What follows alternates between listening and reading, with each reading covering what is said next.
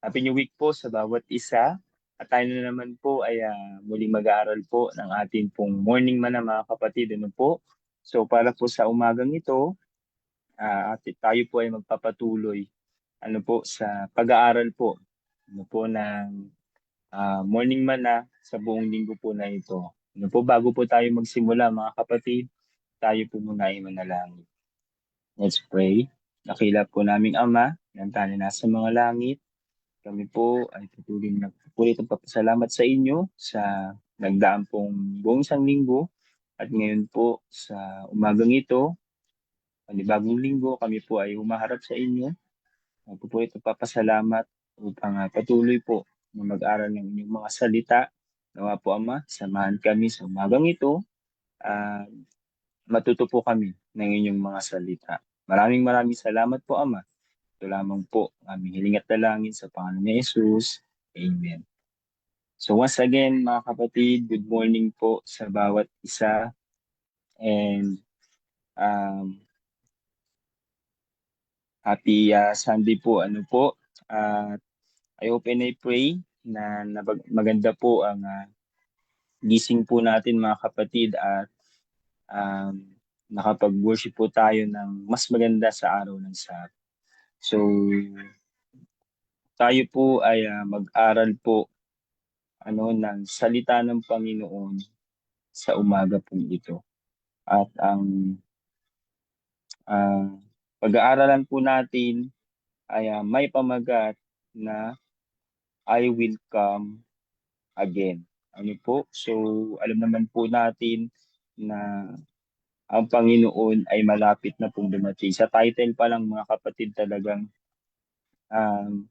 binibigyan na ng Panginoon yung mensahe niya. Okay? So sabi po sa ating key text mga kapatid, sa John chapter 14 verse 3, sabi po dito, ito po ay may silamang po para sa araw na ito, Sunday. So sabi po sa key text, and if I go and prepare a place for you, I will come again and receive you unto myself, that where I am, there ye may be also. So talagang ang Panginoon po ay naghahanda na dumating upang tayo po ay kunin. Ang tanong mga kapatid, tayo rin po ba ay naghahanda po sa pagdating po ng ating Panginoon? So pag-aralan po natin ang talatang ito sa buong linggo na ito mga kapatid. So sabi po sa ating introduction sa Great Controversy 299, sabi po dito, one of the most solemn and yet most glorious truths revealed in the Bible is that of Christ's second coming to complete the great work of redemption. Of course, po mga kapatid, hindi pwedeng hindi maganap ang ikalawang pagparito ng Panginoon sapagkat ito po ang naitala sa Biblia. Ito po ang kanyang pangako sa kanyang bayan upang tayo po ay kanyang kunin. Sabi po dito, to God's pilgrim people, so long left sojourn in the region and shadow of death, a precious, joy-inspiring hope is given in the promise of His appearing, who is the resurrection and the life, to bring home again His banished. The doctrine of the second advent is the very keynote of the sacred scriptures. Yes, of course, mga kapatid, yan po yung tema ng Biblia o salvation mga kapatid. Ito po yung matagal na inaasam natin. Kaya nga po tayo po ay Seventh-day Adventist mga kapatid, di ba? Adventist from the word Advent. We are waiting sa ikalawang pagparito ng atin pong Panginoon. At nawa po mga kapatid, tayo po ay masumpungan po ng Panginoon na naghihintay. Okay?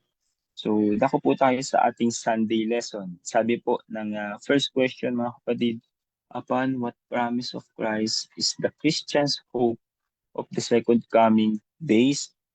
So, saan daw po pangako ng Panginoon para sa ating mga Kristiyano, yung pag-asa ng second coming, nakabase. Okay? Sabi po sa John 14 verses 1 to 3, sabi po diyan, "Let not your heart be troubled. Ye believe in God, believe also in me. In my Father's house are many mansions. If it were not so, I would have told you.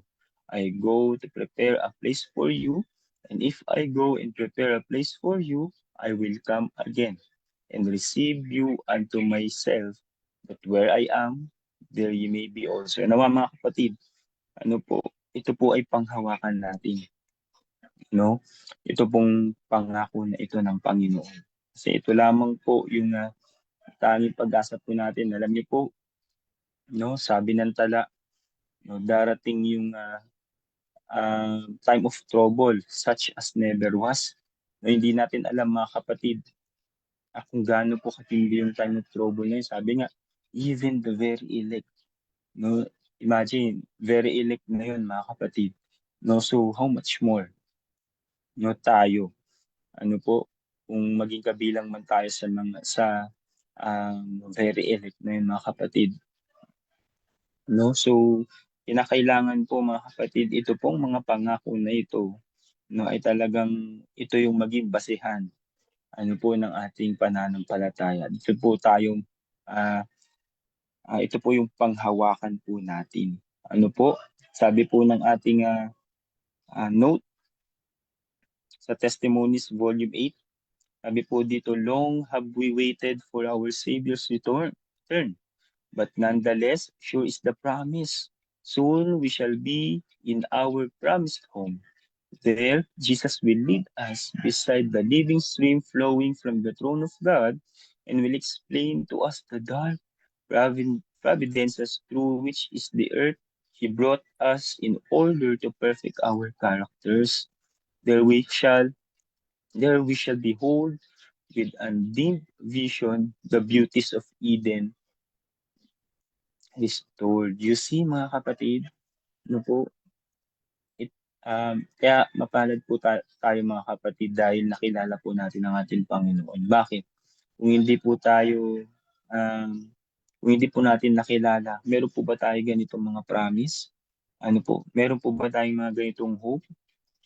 Kumbaga, um, tayo po ay mapalad. Ano po mga kapatid, dahil ito po ay pinaunawa sa atin ng Panginoon. Sapagkat ito po yung magiging um, kalakasan natin sa ating pananampalataya. No, ito po yung magiging paraan para tayo po ay magsikap. No, ito pong mga pangakong ito. No, ano po sabi dito mga kapatid, talagang um,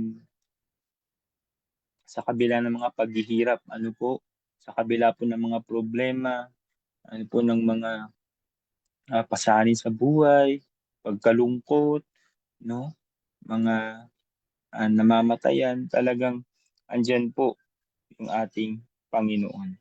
So next, sabi po dito sa next question, sabi po dito, how did Peter express his confidence in the Master's promise? Ano daw po yung expression ni Peter, no? Kung gaano siya ka-confident sa ating Panginoong Jesus. Ano po? So sabi po dito mga kapatid, sa Second Peter chapter 3 verse 9, sabi po dito, ayan, the Lord is not the Lord is not slack concerning his promise, as some men count slackness, but is long suffering to usward, not willing that any should perish, but that all should come to repentance. But the day of the Lord will come as a thief in the night, in the which is the heavens shall pass away with a great noise, and the elements shall melt with fervent heat. The earth also and the works that are therein shall be burned up. Ano po mga kapatid? Kaya nga po, ang Panginoon talaga ay napakabuti. Bakit? Kasi po, um, para sa kanyang bayan, mga kapatid, handa niyang ibigay lahat. Ano po, handa niyang ipagkaloob lahat para lang tayo po ay maligtas, para lang walang maiwan. Ano po, sa sanlibutan ito. Yun nga lang, ano po, ano pong pagpapahalaga ang ginagawa po natin? Ano pong klaseng paraan ang ginagawa po natin, mga kapatid? No? Ano pong paghahanda ang ginagawa po natin? Sabi po sa ating note, mga kapatid, sa Signs of the Times, sabi po dito, sabi pa po sa next question natin, who will witness his return? Who were especially told that they would witness his second coming. No, so sino-sino po itong mga magwi-witness, no, sa kanyang second coming, ang second coming ng ating Panginoong Jesus. Ano po?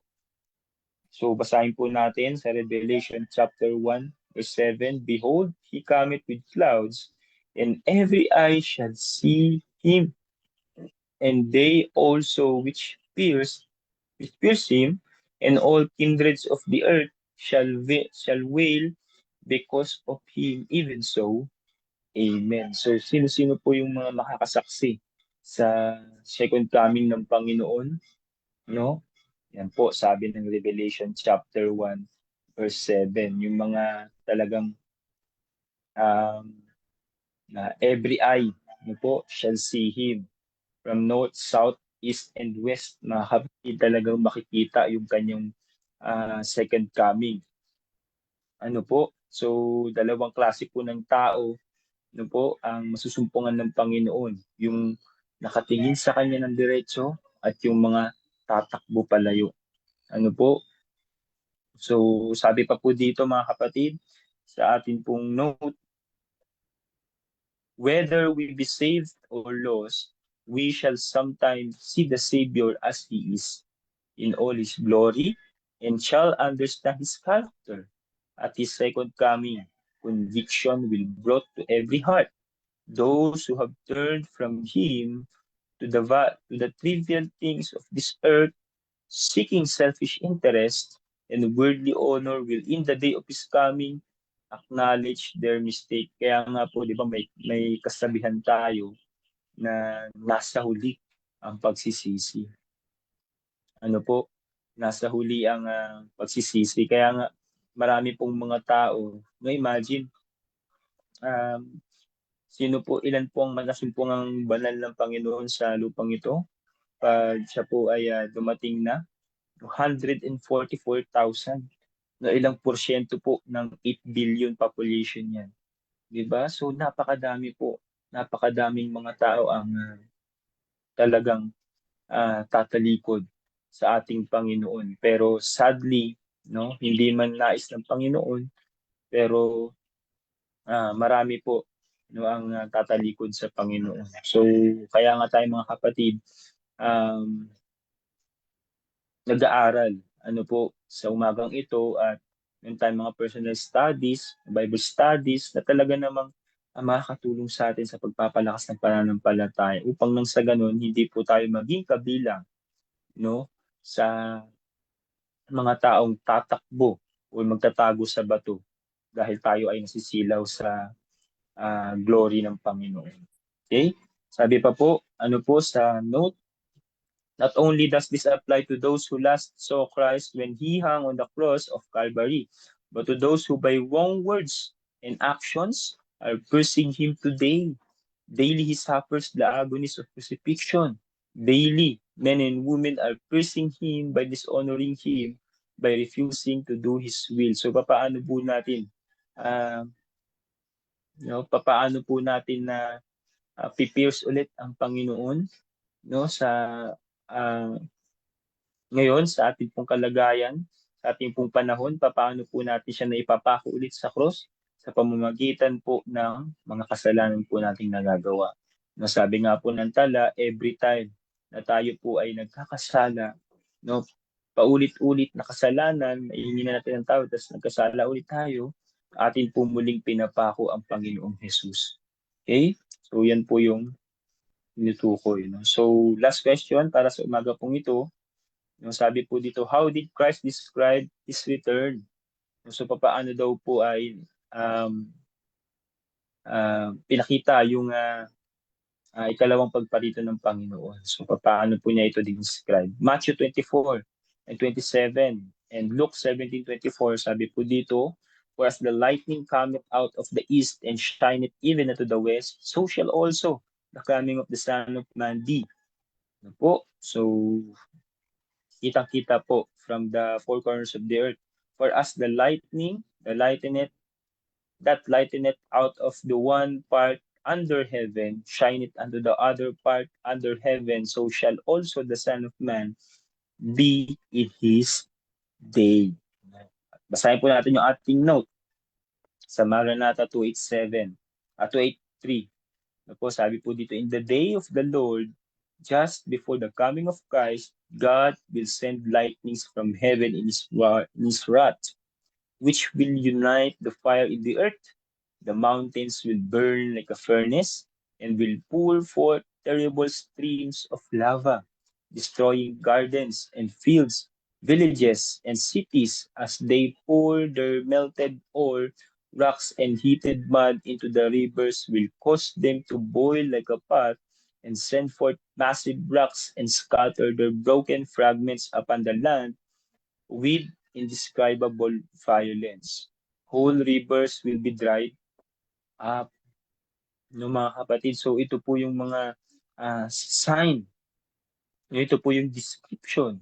No, bago po description na mangyayari po sa mundong ito bago po dumating ang ating Panginoong Hesus. Ano pa pong sabi? Sabi pa po dito, right up, the earth will be convulsed and there will be dreadful eruptions and earthquakes everywhere. God will plague the wicked inhabitants of the earth until they are destroyed from off it. The earth shall reel to and fro like a drunkard and be removed as a cottage. The elements shall be in the flames and the heavens shall be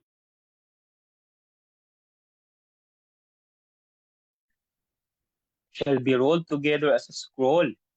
The earth's crust will be rent by the outburst of the elements concealed in the bowels of the earth. So that's it mga kapatid.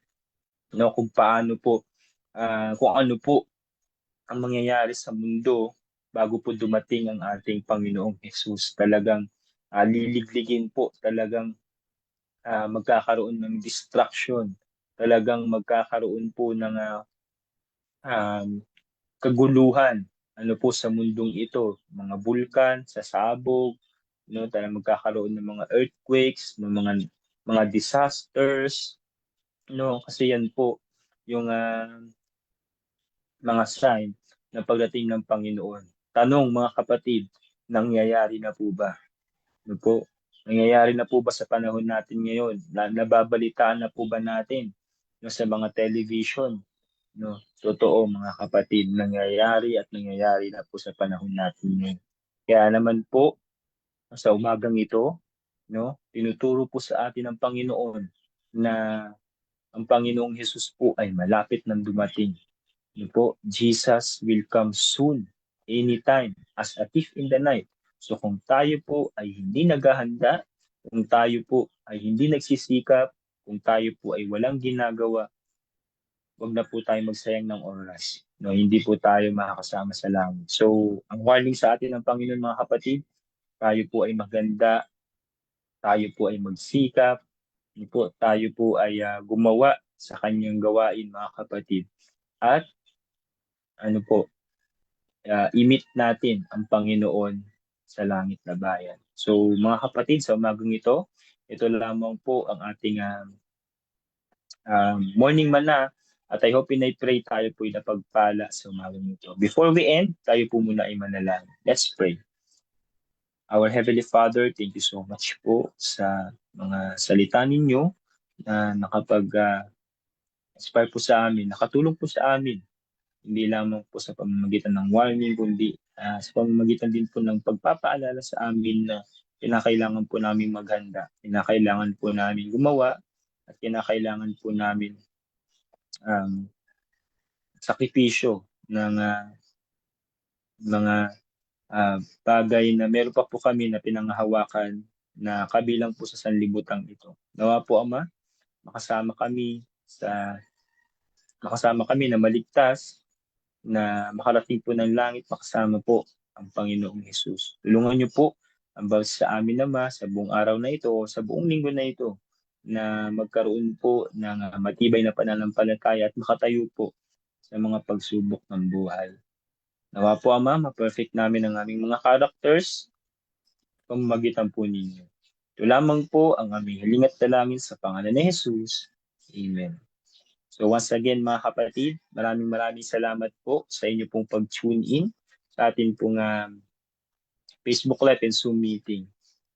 Ito lamang po, mga kapatid, ang aking dalangin. God bless us all.